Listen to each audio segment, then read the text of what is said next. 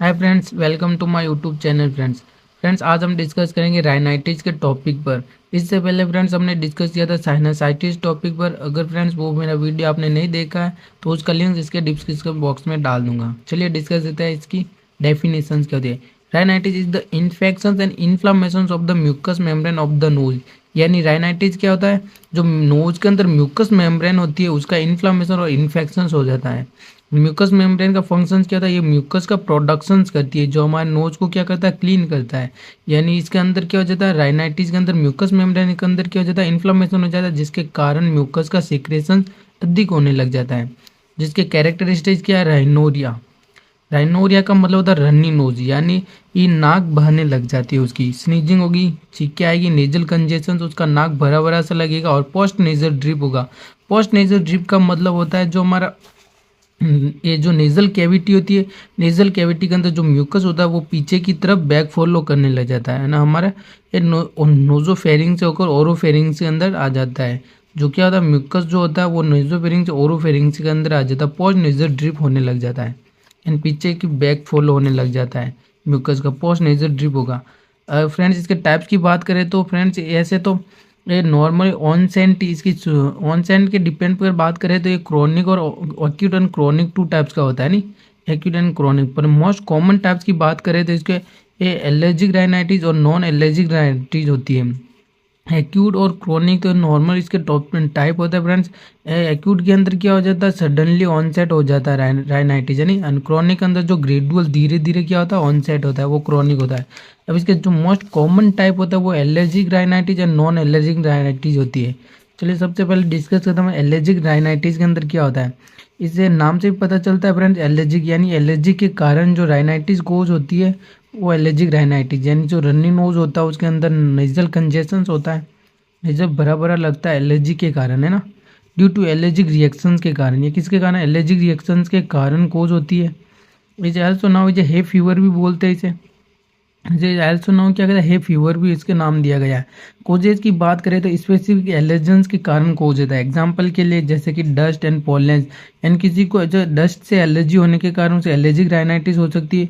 और पोलेंस यानी जो परागकण होता है पौधे और घास के परागकण होता है उससे भी किसी को एलर्जी होती है, जिसके कारण उनको नाक क्या बहने लग जाती है। चलिए फ्रेंड्स अब हम डिस्कस करते हैं इसकी पैथोफिजियोलॉजी। एलर्जिक राइनाइटिस की पैथोफिजियोलॉजी की डिस्कस करें। ड्यू टू इटियोलॉजिकल फैक्टर्स के कारण जो डस्ट होता है, पॉलन्स होते हैं, इसे इटियोलॉजिकल फैक्टर जो भी एलर्जेंस होते हैं उनके कारण क्या होगा, इनहेल एलर्जेंस, यानी एलर्जेंस को इनहेल करने पर क्या होगा, IgE antibody production bind to basophils and mast cells. यानी एलर्जेंस का इनहेल करने पर क्या होगा, आईजी एंटीबॉडी का प्रोडक्शन होगा, यानी एंटीबॉडी क्या होगी, बेसोफेज और मास्ट सेल्स के साथ बाइंड करेगी। यानी हम फ्रेंड्स अब हम जानते हैं कि हमारे बॉडी के अंदर एंटीबॉडी पाई जाती है। कौन कौन सी, IgA, IgG and IgM and IgD and IgE antibody पाई जाती है। जिसके अंदर आईजीई एंटीबॉडी क्या होती है, एलर्जिक रिएक्शंस के लिए रेस्पॉन्सिबल होती है। इसके अंदर क्या होगा, यानी इसके अंदर क्या होता है फ्रेंड्स, जब कोई पर्सन एलर्जेंस को इनहेल करता है तो तो क्या होता है, मास्ट सेल्स होती है ना, ये मान लीजिए मास्ट सेल्स है कि ये तो क्या होता है, जब भी कोई पर्सन इनहेल करता है एलर्जेंस को तो उसके अंदर क्या होता है, आईजीई एंटीबॉडी का क्या होता है, प्रोडक्शन होता है, जो क्या करती है, मास्ट सेल के साथ बाइंड बनाती है, मास्ट सेल के साथ क्या करती है, बाइंड करती है। ये हो गया हमारा आईजीई एंटीबॉडी।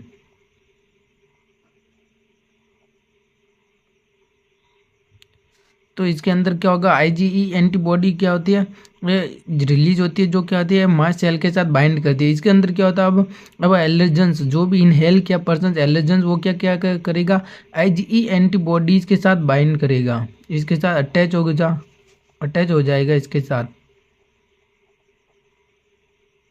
ये क्या हो गया, एलर्जेंस हो गया, जो क्या हो गया, आईजीई एंटीबॉडीज के साथ अटैच हो। सबसे पहले क्या हो गया, माइट सेल के साथ आईजीई एंटीबॉडी ने क्या किया, बाइंड बनाई। अब इसके साथ क्या, एलर्जेंस इसके साथ अटैच हो गया आईजीई एंटीबॉडीज के साथ। तो यहाँ पर क्या हुआ, आईजीई एंटीबॉडी और एंटीबॉडी का रिएक्शन हुआ है, नहीं एंटीबॉडी और एंटीजेंस का क्या होगा, एंटीबॉडी और एंटीबॉडी का रिएक्शन हुआ। तो क्या होगा यहाँ पर, allergens get attach with IgE antibody on the surface of the mast cell. Mast cell के सरफेस पर है ना, मास्ट सेल के सरफेस पर एंटीजन्स, जो एंटीजन्स आए हैं नहीं, वो एलर्जेंस, एलर्जेंस क्या है, एंटीजन है ना। एलर्जेंस क्या करेगा, IgE एंटीबॉडीज के साथ क्या करेगा, रिएक्शंस करेगा, यानी इसके साथ बाइंड बनाएगा। IgE एंटीबॉडीज के साथ क्या करेगा, बाइंड करेगा, यहाँ पर अटैच होगा IgE एंटीबॉडीज के साथ। Allergens get attach with the IgE antibodies on the surface of the mast cell.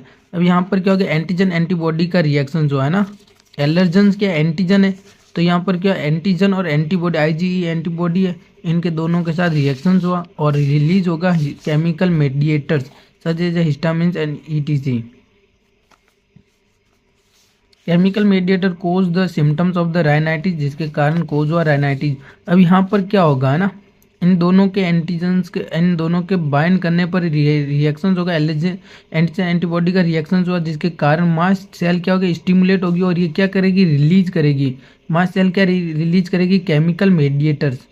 ये क्या करेगी, केमिकल मेडिएटर रिलीज करेगी, जैसे कि हिस्टामिन है ना, जो क्या करे, कोज करेगा, हिस्टामिन क्या कोज करेगा, इन्फ्लामेशन के इन्फ्लामेशन के सिम्टम्स शो करेगा। जैसे कि यहाँ पर राइनाइटिस के अंदर क्या होगा, रनी नोज होगा, रनी नोज होगा, नेजल कंजेशन होगा है ना, म्यूकस स्नीजिंग आएगी, स्नीजिंग होगी, छींके आएगी उसके अंदर, राइनाइटिस कोज होगी। Chemical mediator cause the symptoms of the rhinitis.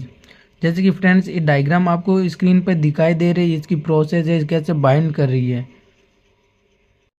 अब हम बात करते हैं second type, allergic rhinitis and second type the non allergic rhinitis, जिसके अंदर कितना 5 प्रकार का होता है। ये इन्फेक्शियस यानी जो बैक्टीरिया और वायरस के कारण कोज होते हैं।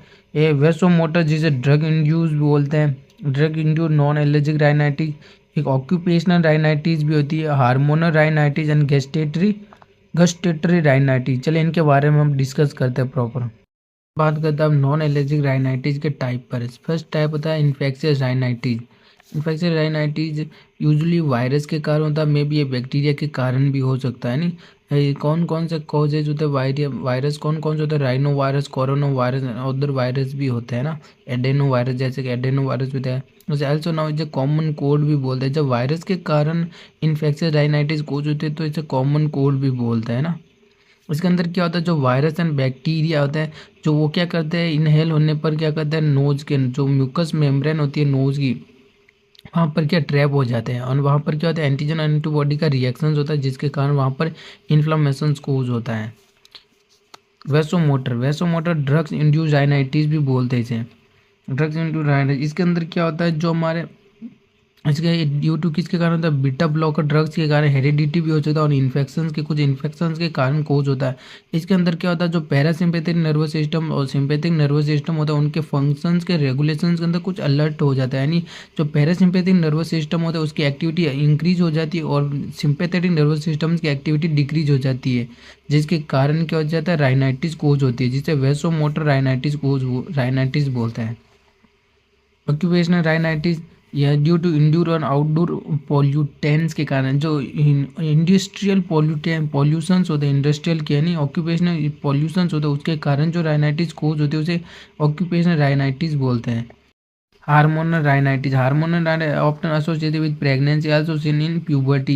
यानी जब बॉडी के अंदर हार्मोन चेंज होते हैं, जब जैसे कि प्रेगनेंसी के अंदर और प्यूबर्टी के अंदर, तब ये हार्मोनल राइनाइटिस देखा जाता है। यानी जो हमारा नोज होता है वो क्या रनी नोज हो जाता है, स्नीजिंग देखी जाती है हमारे अंदर। गैस्ट्रेटरी राइनाइटिस कब देखी जाती है, occur after eating particularly hot and spicy food. जब हम हॉट और स्पाइसी फूड यानी अधिक तेज मिर्ची वाले हम फूड लेते हैं तो हमें गैस्ट्रेटरी राइनाइटिस देखी जाती है। यानी स्पाइस, जब आपने कभी देखा होगा अधिक तेज मिर्ची वाली सब्जी और कुछ खाने पर क्या होता है, हमारे आंखों से वाटरी आइज होता है, आंखों से पानी आने लग जाता है, स्नीजिंग होती है और रनी नोज होता है।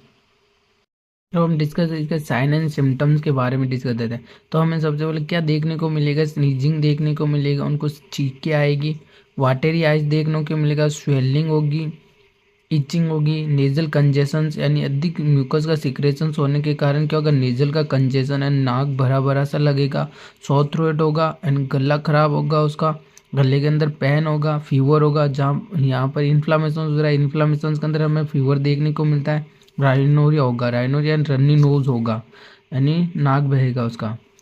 डायग्नोसिस इवाल्यूशन की बात करें तो हिस्ट्री कलेक्शन करेंगे एंड फिजिकल एग्जामिनेशन करेंगे। हिस्ट्री कलेक्शन के अंदर हम क्या करेंगे, उसकी पास्ट और प्रेजेंट हिस्ट्री कलेक्ट करेंगे, यानी उससे हम पास्ट के अंदर उसको किसी प्रकार की एलर्जी तो नहीं हुई वो कलेक्ट करेंगे। फिजिकल एग्जामिनेशंस करेंगे। फिजिकल एग्जामिनेशन के अंदर हम उसकी ई नेजल कैविटी का एग्जामिनेशंस करेंगे, जिससे अंदर हमें क्या देखने को मिलेगा, राइनोरिया देखने को मिलेगा, जिससे हमें डिटेक्ट पता चल जाएगा उसका कॉमन कोल्ड हो रखा है।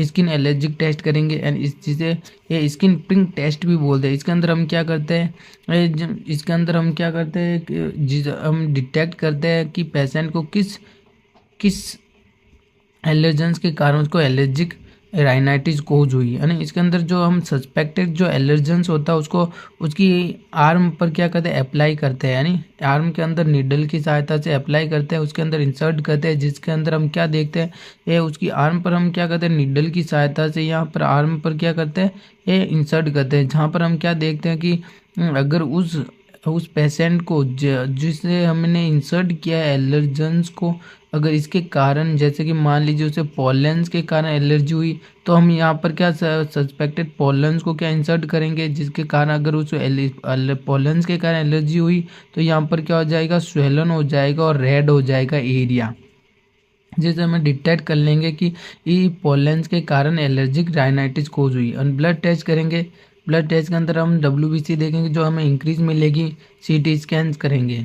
मैनेजमेंट की बात करें तो मेडिकल मैनेजमेंट करेंगे, जिससे अंदर हम सबसे पहले एंटी हिस्टामिन ड्रग्स देंगे, जो क्या करेंगे, हिस्टामिन के रिलीज को ब्लॉक करेगा। डाइफेनहाइड्रामिन और सिट्राजिन इसके एग्जाम्पल है।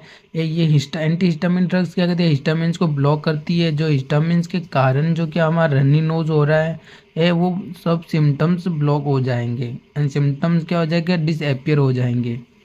नेजल कॉर्टिकोस्टेरॉइड देंगे, है ना, जो क्या कहता है, कॉर्टिकोस्टेरॉइड ड्रग क्या होती है, एंटी इन्फ्लामेटरी ड्रग होती है। ये जो इसको ये क्या ट्रीट करेगी, इन्फ्लामेशन को ट्रीट करेगी। एग्जाम्पल के बेक्लोमेथाजोन। डिकंजेस्टेंट देंगे, ये जो नेजल कंजेशन भरा भरा लग रहा है उसे क्या करेगा, म्यूकस को थिन करेगा और जो नेजल कैविटी उसे क्लियर करेगा। डिकंजेस्टेंट देंगे, एग्जाम्पल के ऑक्सीमेथाजोलिन देंगे। एंटी कोलिनर्जिक ड्रग देंगे, जो कोलिनर्जिक न्यूरोट्रांसमीटर्स को क्या करेगा, ब्लॉक करेगा। Thank you for watching this video friend, please like and subscribe my YouTube channel and share this video. Thank you.